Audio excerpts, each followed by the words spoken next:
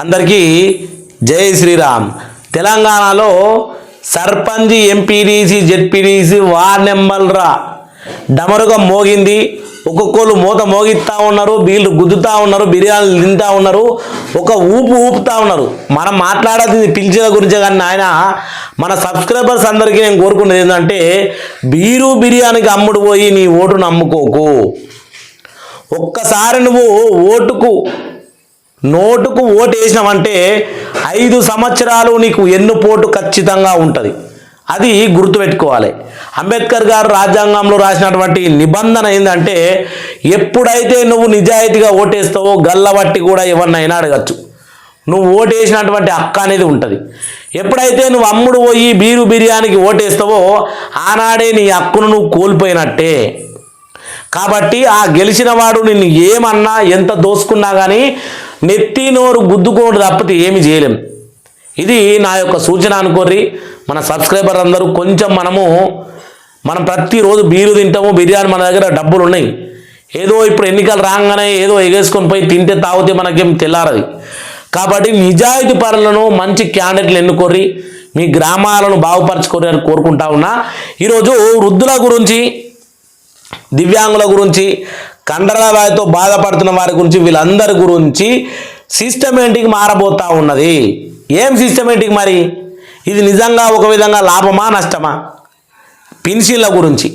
పింఛన్లు కొత్త పింఛన్ల గురించి కాదు, ఉన్న పింఛన్లే ఊడుతాయా లేకపోతే ఉంటాయా అనే విషయాన్ని మనం స్పష్టంగా తెలుసుకుందాం. ఎందుకంటే నాయన ఇక నుంచి పింఛన్లకు సమస్య లేకుండా ఇస్తామని అంటా ఉన్నారు.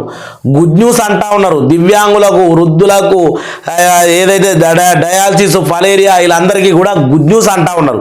గుడ్ న్యూస్ అంటే కొందరు ఏమనుకుంటారని లటుకుని అక్క 2000 పోయి 4000 అయిందా, 4000 పోయి 6000 అయిందా అని అనుకుంటారు.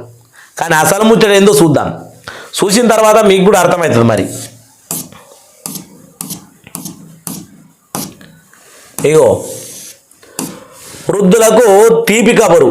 చేయూత పింఛన్ల పంపిణీలో మార్పు, ఇక టెన్షన్ అక్కర్లేదు. వృద్ధులకు, దివ్యాంగులు చేయూత పింఛన్ల పంపిణీలో అధికారులు కీలక సంస్కరణ శ్రీకారం చుట్టారు. వేలిముద్ర సమస్యలను అధిగమించేందుకు రంగారెడ్డి, మేడ్చల్ జిల్లాలో ముఖ గుర్తింపు అంటే ఫేస్ స్కానింగ్ అన్నాడు, ఫేస్ రికగ్నిషన్ అని ఈ ప్రక్రియను అమలు చేస్తున్నారు.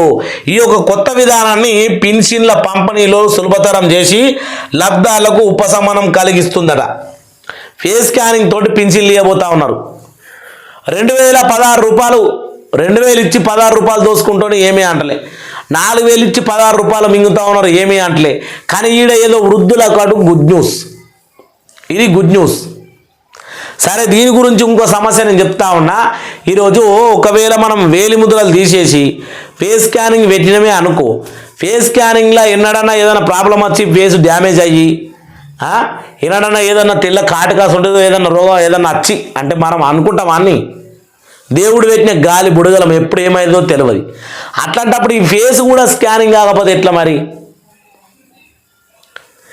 నడిపించేది నడిపించకుండా లేని సమస్యలు సృష్టిస్తూ ఉన్నారా?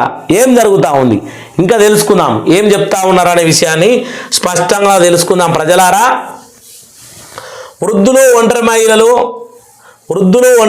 దివ్యాంగులతో సహా వివిధ వర్గాలకు నెల ప్రభుత్వ పింఛన్ అందించే చేయూత పింఛన్ల పంపిణీల ప్రక్రియలో అధికారులు కీలక సంస్కరణకు శ్రీకారం చుట్టారు. పింఛన్దారులు పడుతున్నటువంటి ఇబ్బందులను తొలగించేందుకే చెల్లింపులను మరింత సులభతరం చేయడానికి ప్రస్తుతానికి రంగారెడ్డి జిల్లా మేడ్చల్ సెర్పు అధికారులు ముఖ గుర్తింపు ఫేస్ రికగ్నిషన్ అని ఈ ప్రక్రియను అమలు చేస్తూ ఉన్నారట. ప్రస్తుతం చేయూత పింఛన్ల పంపిణీకి ప్రధానంగా ఆధార్, బయోమెట్రిక్, ఫింగర్ ఫ్రంట్ వేలిముద్ర విధానాన్ని ఉపయోగిస్తూ ఉంటాం మనము. అయితే ఈ విధానంలో అనేక సమస్యలు వస్తూ ఉన్నాయి, తలెత్తా ఉన్నాయి. ఎందుకంటే గంటలు పెట్టినా కానీ పాపం 70 ఏళ్ళు 80 ఏళ్ళు వచ్చిన తర్వాత పని చేసి కష్టం చేసి కాయ కష్టం చేసిన వాళ్ళకు ఏళ్ళు అరిగిపోతాయి, రావు వేలిముద్రలు. ఆ వేలిముద్ర రానులకు ఫేస్ స్కానింగ్ చేసి పింఛన్ ఇవ్వబోతా ఉన్నారట. ఇక్కడ ఇంకో విషయాన్ని కూడా మనం ఆలోచన చేయాలి. ఎట్లా అంటే, ఒకవేళ ఈ యొక్క వేలిముద్రలు మొత్తం తీసేస్తారా, తీసేసి ఫేస్ స్కానింగ్ చేస్తే కూడా కొందరికి ఫేస్ నేను చెప్పినది ఇప్పుడు చిన్న ఏదన్నా మనకు దురదృష్టం వచ్చినప్పుడు ఫేస్ కూడా కొంచెం డ్యామేజ్ అయింది అనుకో, ఫేస్ స్కానింగ్ కూడా ఉన్నట్టుగా ఉండదు. ఆలోచన చేయాలని కోరుతా ఉన్నా. ఇంకా వీళ్ళు ఏమంటా ఉన్నారో మొత్తం తెలుసుకుందాం. కొత్త పింఛన్లు అది మనసుడు మావోడు లేని ఎత్తుకొస్తాడేమో అంటే ఉన్నదే ఊడగొట్టి నా కొడుకు అని అయ్యే మొత్తుకుండట. ఆ రకంగా కావద్దని నేను కోరుకుంటా ఉన్నా. ఎందుకంటే ఇప్పటికే వృద్ధులు వీళ్ళందరూ ఇక చెప్పినటువంటి 14 రకాల కేటగిరీల పింఛన్లు పొందేటోళ్ళు కనీసం వాళ్ళకు పెంచింది లేకుండా కానీ ఉన్నది ఊడగొట్టకుండా అని బాధపడతా ఉన్నారు. అధిక వయసు, ఆరోగ్య సమస్యలు, చర్మ రుగ్మతులు, వృత్తి పరమైనటువంటి పనుల కారణంగా చాలామంది వృద్ధులకు, దివ్యాంగులకు వేలిముద్ర సరిగ్గా రావడం లేదు. వేలిముద్రలు రాక లబ్ధిదారులు మళ్ళీ ఆధార్ కేంద్రాన్ని సంప్రదించి బయోమెట్రిక్ అప్డేట్ చేయించుకోవాలని అధికారులు సూచిస్తూ ఉన్నారు. ఆధార్ సెంటర్లకు వెళ్ళడానికి వయోవృద్ధులు, రుగ్మతులతో బాధపడేవారు తీవ్రంగా ఇబ్బందులు పడుతూ ఉన్నారు. దీనివలన పింఛన్ సకాలంలో అందక లబ్ధాలు ఆందోళన చెందుతూ ఉన్నారు. మరి వీళ్ళ గురించి మేము ఈ రకంగా చేస్తూ ఉన్నామని చెప్తా ఉన్నారు. ఇంకా దీని గురించి మాట్లాడుకుంటే ఇగో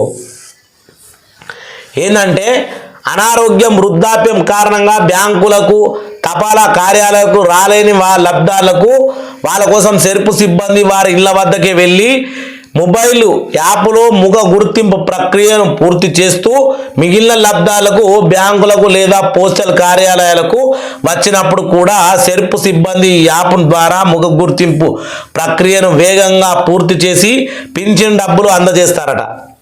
ముఖ గుర్తింపు ద్వారా ధృవీకరించబడినటువంటి సమాచారాన్ని బ్యాంకులు, పోస్టల్ అధికారులకు కూడా సంప్రదించడం ద్వారా చెల్లింపు ప్రక్రియ సజావుగా పూర్తవుతుందని చెప్తా ఉన్న ముచ్చట.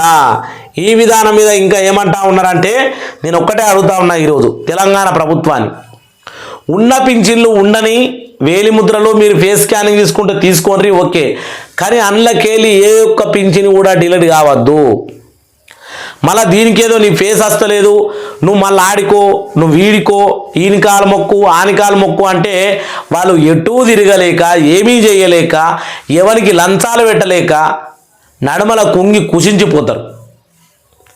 ఏదో మీరు మార్పులు చేస్తాము, వాళ్ళకు సహాయం చేస్తామంటే ఓకే, కానీ అదే మార్పులల్లా సమస్యలు కనుక ఎదురైతే ఉల్టాపల్టా అయిపోతుంది కథ. మరి పక్కనే ఉన్న ఆంధ్రప్రదేశ్లో ఆటోమేటిక్గా ఇంటికి పోయి పింఛన్లు ఇస్తూ ఉన్నారు. మన దగ్గర అటువంటిది ఏమీ లేదు. ఎందుకంటే అటువంటి సౌకర్యం మనం చెయ్యం, తెలంగాణలో చెయ్యం. మనది ఏ రకంగా ఉంటుంది సౌకర్యం అంటే ఒక్కోడు తెలివితోటి బంగులు ఎక్కుతూ ఉంటే మనోళ్ళు బావిలో కప్పలు కదా కాలవాటి గుంజినట్టుగా గుంజుతూ ఉంటారు. వాడిని ఎక్కద్దు, వాడెక్కద్దు, నేను ఎక్కకపోయినా పర్లేదు కానీ వాడెక్కద్దు. ఇది మన రక్తంలో ఇమిడినటువంటి స్వార్థము. కొత్తగా కొత్త విధానము అమలుపైన ఇప్పటికే సిబ్బందికి పూర్తి స్థాయిలో శిక్షణ ఇచ్చామని, ఇది పింఛన్ పంపిణీలోనే పారదర్శకతను పెంచడంతో పాటు లబ్ధారులకు కూడా ఎంతో ఉపశమనం కలిగిస్తుందని మేడ్చల్ జిల్లా అనదపు కలెక్టర్ రాధికా గుప్తా తెలిపారు. ఈ పనులు ముఖ గుర్తింపు సాంకేతిక ద్వారా పింఛన్దారులు ఇకపైన ఆధార్, బయోమెట్రిక్ సమస్యల గురించి ఆందోళన చెందవలసిన అవసరం లేదు. త్వరలోనే రాష్ట్రం అంతటా ఇదే విధానం అమలు చేసేందుకు ప్రభుత్వం కూడా కసరత్తు చేస్తూ ఉందట. చూసిరా, తెలంగాణ రాష్ట్రం అంతటా కూడా ఇదే కసరత్తు చేస్తూ ఉన్నారు, ఇదే చేయాలని. నేను ఇది అడిగేది ఏంటంటే లేని సమస్యలను తీసుకురాకుండ్రి. సరే ఓకే, మీరు ఫేస్ గురించి అంటే ఒక ఐఏఎస్ కలెక్టర్లు మీరు అలాగే ఆ ప్రభుత్వం తీసుకున్న డిసిషన్లు అలా తప్పేముండదు, కానీ మా భయాలు మాకుంటాయి. ఇప్పుడు మా నానమ్మ ఉన్నది, మా నానమ్మకు వేలిముద్రలు సరిగా వస్తలేదు ఓకే, ఫేస్ స్కాన్ తీయాలంటే మీకు ముడతలు వస్తూ ఉన్నాయి, ఫేస్ ముడతలు వస్తూ ఉన్నాయి. ఈ చలికి ఇంకా మీ ఫేస్ కూడా స్కానింగ్ అవుతుందో లేదో, ఈ వేలు కాకపోతే ఆ వేలు కాకపోతే ఈ వేలు ఏదైనా చేయొచ్చు, కానీ రెండింటిని ఆప్షన్లో ఉంచుండ్రి. ఫేస్ స్కానింగ్ ఒకటి, వేలిముద్రలు ఒకటి, రెండు ఖచ్చితంగా ఉంచి సమస్యలు లేకుండా వాళ్ళకు పింఛన్లు తొందరగా పొందేలాగా మీరు ప్రయత్నం చేయాలని తెలంగాణలో ఉన్నటువంటి ప్రజలందరి తరపున నేను వేడుకుంటా ఉన్నా మీ అందరినీ. ఎందుకంటే ప్రజలు బాగుండాలి, అది మీరు చేసే పని, అదే నేను మాట్లాడేది కూడా దాని గురించి. మరి ప్రజలారా మీ అభిప్రాయాన్ని కామెంట్ చేయాలి. ఈ వీడియో చూసిన ప్రతి ఒక్కరు మీ అభిప్రాయాన్ని కామెంట్ చేస్తూ మరి ఈ రకంగా జరగబోతా ఉంది అంటే ఇది సమస్యలకు దారి తీయకపోతే సరిపోతుంది. ప్రతి ఒక్కరు ఈ వీడియోను అందరికి షేర్ చేయాలని కోరుకుంటూ ప్రతి ఒక్కళ్ళు మీరు ఈ ఎలక్షన్ టైంలో మాత్రం చాలా జాగ్రత్తగా ఒక అభ్యర్థిని ఎన్నుకోండి. ఆ ఎన్నుకునే అభ్యర్థి లంచగొండి అయి ఉండకూడదు. లంచగొండి అంటే నీకు డబ్బులు ఇస్తా అంటే అతడి లంచగొండి, తీసుకుంటామంటే నువ్వు కూడా లంచగొండి అవుతావు. ఎందుకంటే నీకు ఇల్లు పర్మిషన్ కావాలి, నల్ల పర్మిషన్ కావాలి, మీటర్ పర్మిషన్ కావాలి, ఇంకా నీ ఇంట్లో ఎవరైనా చచ్చిపోతే డెత్ సర్టిఫికేట్ కావాలి, ఎవరైనా పుడితే బర్త్ సర్టిఫికేట్ కావాలి. వీటి కోసం నువ్వు తీసుకున్న 500 నేను 5 సంవత్సరాలు లంచం పెడుతూనే ఉండాలా. ఈరోజు నువ్వు గుర్తుంచుకొని నువ్వు రూపాయి తీసుకోకుండా ఓటేసినావు అనుకో, గల్లబట్టి 4 తవ్వల కాడ అడగచ్చు, నాయనా నీ సంగతి ఏంది, నేను రూపాయి తీసుకుంటా నీకు ఓటేసినా, నాకు ప్రతీది కావాలి, మరి ఏంది నీ సంగతి అని అడగచ్చు. అది మీరందరూ గుర్తుపెట్టుకోవాలని మేము కోరుకుంటా ఉన్నా. ఎందుకంటే ఈ సమయం అదే సమయం చెప్పాలి కాబట్టి అది నా బాధ్యత. చెప్పిన అందరూ అర్థం చేసుకోవాలని కోరుకుంటూ జై శ్రీరామ్, జై జై శ్రీరామ్.